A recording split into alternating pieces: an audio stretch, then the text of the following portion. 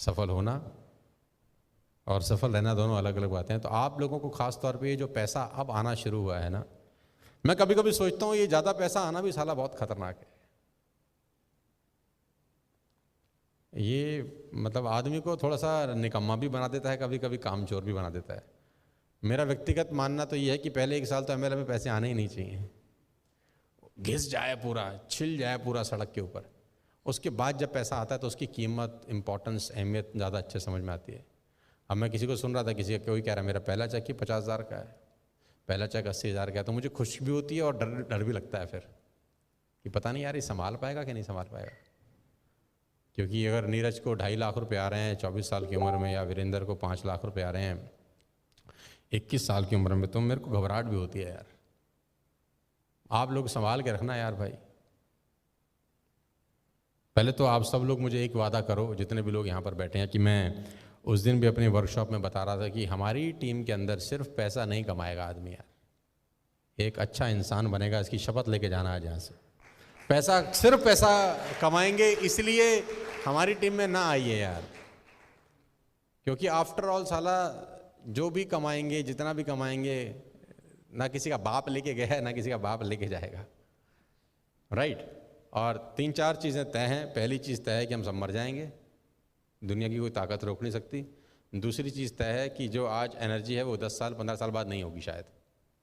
और ये भी तय है कि 150-200 साल की उम्र नहीं है ना। ये 2-3 चीज़ें फैक्ट हैं बिल्कुल।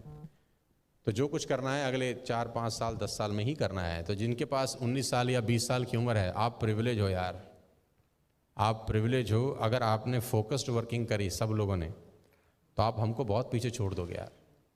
हमको तुम बहुत पीछे छोड़ सकते हो, दिल से बता रहा हूँ। आपके पास हिंदुस्तान की सबसे अच्छी कंपनी है, आपके पास हिंदुस्तान का सबसे अच्छा माहौल होगा शायद नेटवर्क मार्केटिंग करने का, आपके पास हिंदुस्तान का सबसे बड़े फार्मूलाज होंगे बिजनेस को बिल्ड करने में।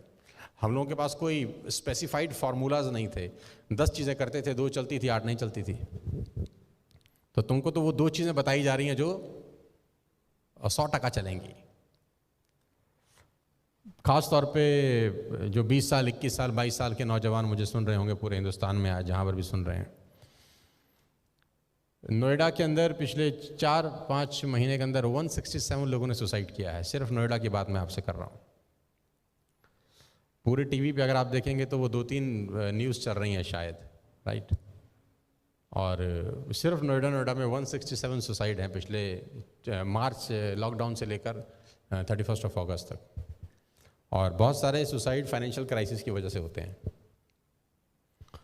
आप लोगों के पास जिम्मेदारी ये तो है ही है कि आप पैसा बनाएं, इसमें कोई बुराई नहीं है, लेकिन आपके पास बहुत बड़ी जिम्मेदारी है कि आप बहुत सारे लोगों का दरवाज़ा नॉक कर सकते हैं और उसको बोल सकते हैं कि टेंशन लेने की ज़रूरत नहीं है, हम तेरे को नेटवर्क मार्केटिंग का रूप में एक बहुत बड़ा करियर दे रहे हैं जहाँ पैसे की दिक्कत नहीं होगी।